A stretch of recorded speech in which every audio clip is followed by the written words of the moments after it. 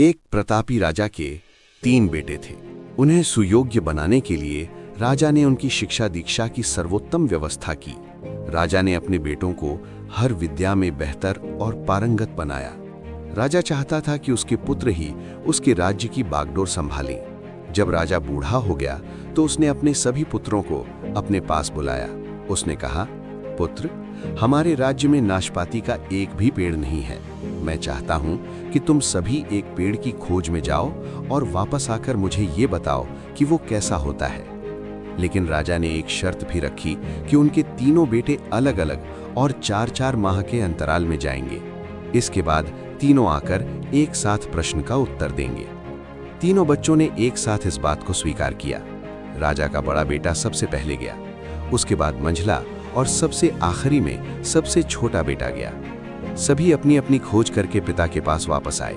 राजा ने सभी से बारी बारी से पूछा कि बताओ वृक्ष कैसा होता है। सबसे बड़े बेटे ने उत्तर दिया और कहा कि पेड़ बहुत अजीब है, उसमें कोई पत्ती न कोई फल, वो एकदम सूखा है।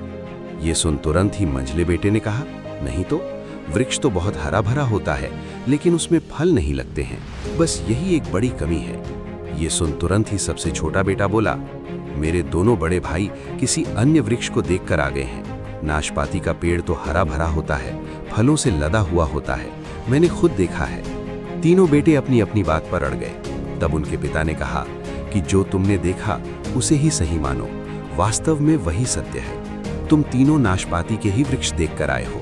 जो तुमने बताया वो उसी वृक्ष के बारे में है, लेकिन तुमने अलग अलग मौसम में उसे देखा है।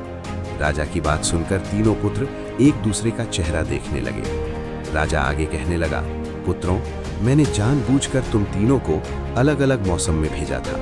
ऐसा मैंने तुम्हें जीवन की एक गहरी सीख देने के लिए किया था। पहली, किसी भी चीज को एक बार देख या जांच कर उसके बारे में पूरी जानकारी प्राप्त नहीं होती है। किसी भी व्यक्ति या वस्तु के बारे में पूरी जानकारी प्राप्त करने के लिए उसका अवलोकन लंबे समय तक करना पड़ता है। किसी के बारे में राय जल्दी नहीं बनानी चाहिए। दूसरी, हर मौसम हमेशा एक सा नहीं रहता। नाशपाती के वृक्ष पर जब भी मौसम का प्रभाव पड़ता है तो कभी वो सूखा तो कभी हरा भरा हो जाता है। ऐसे ही जीवन के उतार चढ़ाव में सुख दुख, सफलता असफलता का दौर आता है। ऐसे में हमको भी हिम्मत बनाए रखनी होती है। मौसम की तरह बुरा समय भी गुजर जाता है। और तीसरी, विवाद में तब तक नहीं पड़ना चाहिए जब तक आपको दूसरे के पक्ष के बारे में न पता हो। दूसरे का पक्ष सुनना बेहद जरूरी है। इससे व्यक्ति का ज्ञानवर्धन होता है।